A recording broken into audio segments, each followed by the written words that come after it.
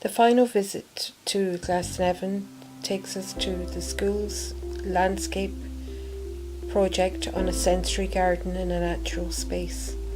Here we'll see how they measured the learning pathway in terms of landscape design and harvesting of produce from that design.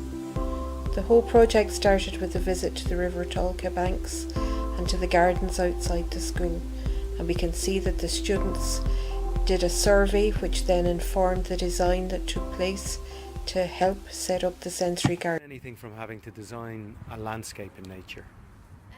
Well, it was kind of weird because we were asked to go into an empty field and imagine like buildings to make it a meditative space, and I never really thought of these things before, and it kind of made me think of how architects, how they would build things. Yeah.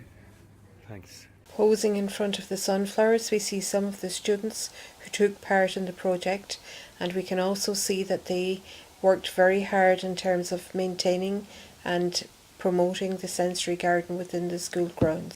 There's the whiteboard in the classroom, you kind of have to listen to the teacher, but outside there's like lots of leaves and trees, and people are going to like play with the leaves or whatever. Okay. So sometimes it can be a distraction in a negative way? Yeah. Okay. The design elements include form, line, texture, colour and scale, and we'll see this in the garden. Era of fast-paced life, do you think it's important to study, to be able to have the option to study in a natural environment? Yeah, I think so, because it takes away like that element of the real world. I mean, I know nature is the real world, but it's a different kind. It's relaxing and it's peaceful and it makes you stop and think about like what's around us and working with that. And why is it important to you to think about things that are around you? Because things on your phone, I mean, they're real, but they're not actually physically there. You can't touch them, you can't smell them, you can't hear them. Well, you can hear them, but you can't be around them. Essentially. Would anybody else like to add to that? Thanks. I think it's very good because some of us have like apartments or just like really busy lives, so we don't even get the experience or like even like at all to do gardening, to do this, to go out, and it's very good because some of us don't even think about it. So as a start could make us spark interest in us and actually make us go out and do this. Perfect.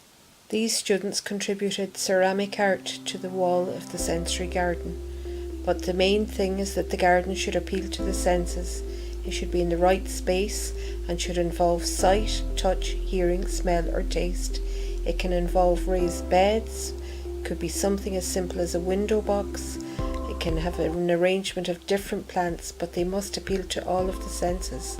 In terms of the sense of taste, we can see the importance of flowering vegetables and fruit plants, and of course then the one that we saw the picture of the students in front of, the ubiquitous sunflower, which has appeals to all the senses. Garden maintenance is hard work. Is it worth it? Yeah, I think it's very satisfying in the end when you get all your plants, like when they're fully grown and you can harvest them. I think it's very satisfying. Okay, and you don't mind getting your hands dirty? No. Okay. Does it feel, is it relaxing working? Yeah, it's a bit like meditation in a way. Okay. Okay.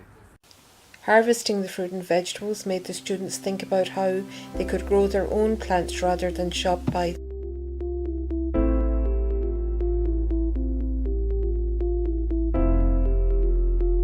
Have any new ideas about how you might use a space as a natural resource? Yeah, because when we were gardening, we learned that lavender can be used as like a scent. Like you can smell it as soon as you. I don't know the word. As soon as you plant it? Yeah, and the different colour schemes can be really nice as well. Okay, brilliant. The plants were used by the students for more than food. They were used for artistic displays, and they were also used as part of the Green Schools programme, by which the school obtained its second green flag. This programme involved teamwork and excellence in the garden and the natural environment of the school.